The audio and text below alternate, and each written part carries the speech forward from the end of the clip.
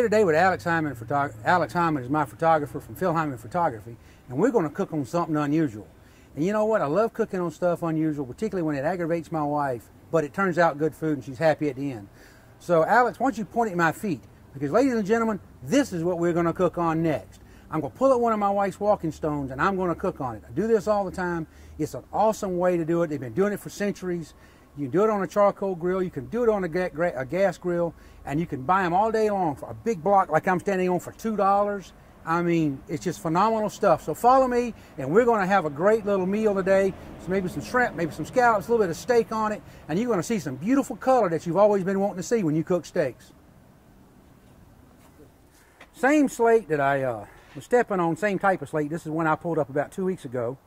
You know, they're about that thick, but after you cook with them a while, they'll split and get thinner, so you just keep going. If one breaks in half, just push it back together and continue cooking. What I love about it is a piece of slate about this big, $2 damn, or $2.50. I mean, it's great. We're going to cook some steak, scallops, and shrimp. I'm going to salt this steak over here. I got a nice steak for Alex to eat. And we're going to see the difference between the cooking on a slate that costs $2 and a $60 salt block. So I'm taking a nice little ribeye here. Oh, and we just hit this with the thermometer a second ago. That part's at 597, 687, over here, 745, 750. That's where we want to be at, hot as possible. We're going to lay it right down on top of it, and we're not going to move it.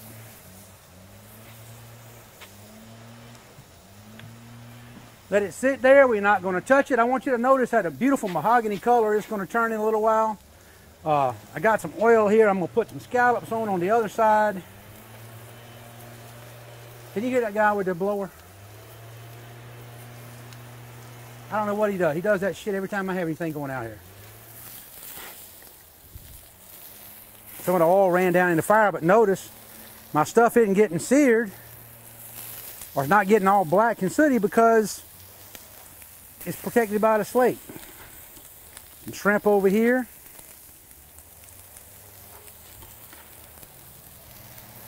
Don't go fancy with all this stuff. Just be simple. You know, you can do any kind of spices you want. Today I'm talking about technique. I'm not talking about spices. See, I got my damn neighbor next door. Every time I walk outside, he wants to put on a freaking leaf blower. He wins Neighbor of the Year award every year.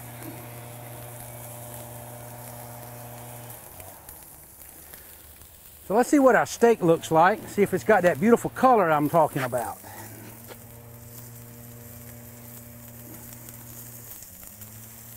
Oh, now folks, this is the color you're looking at for a steak. You want to go medium rare, don't overcook your meat.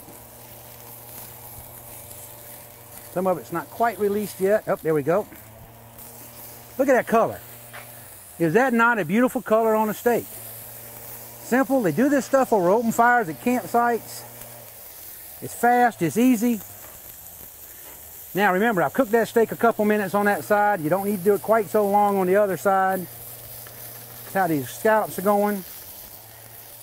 I will say I think the salt block does beat the flavor on these scallops.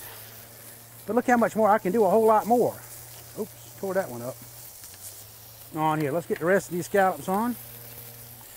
Another thing people always forget is when you're cooking stuff like this, dry it off so you don't steam it. You get a nice color on your food. Instead of it steaming, it's actually roasting. So just dry it off, pat it off real quick.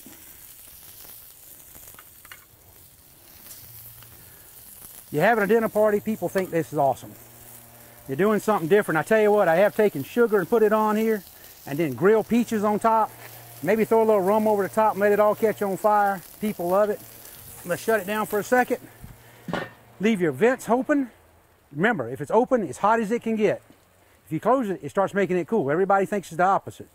Let it sit there and bake a little bit, and we'll be back and see what it looks like when it's finished.